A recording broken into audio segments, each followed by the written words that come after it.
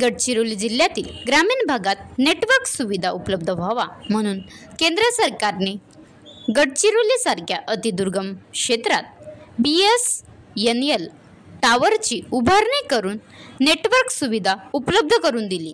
मात्र सिरोंचा मुख्यालयापासून 10 किलोमीटर अंतरावर असलेल्या पेंटीपाका येथील BSNL चा नेटवर्क गेला 1 महिन्यापासून लपंडाव सुरू आहे। त्यामुळे सामान्य नागरिकांना याचा फटका बसत आहे। सध्या महाराष्ट्र शासनाच्या वतीने विविध प्रकारचे ऑनलाइन फॉर्म भरणे सुरू आहे।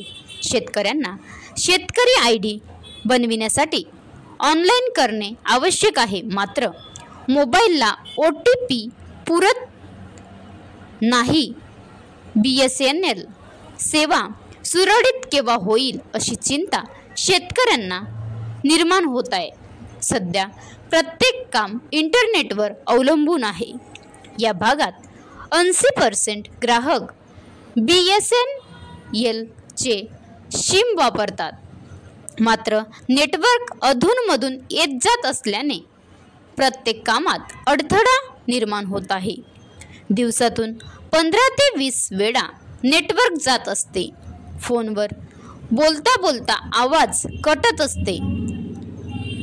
नॉट रिचेबल सेवेकडे लक्ष देऊ BSNL नेटवर्कमध्ये लवकरात लवकर सुधारणा करावी अशी मागणी या भागातील नागरिकांकडून होत आहे।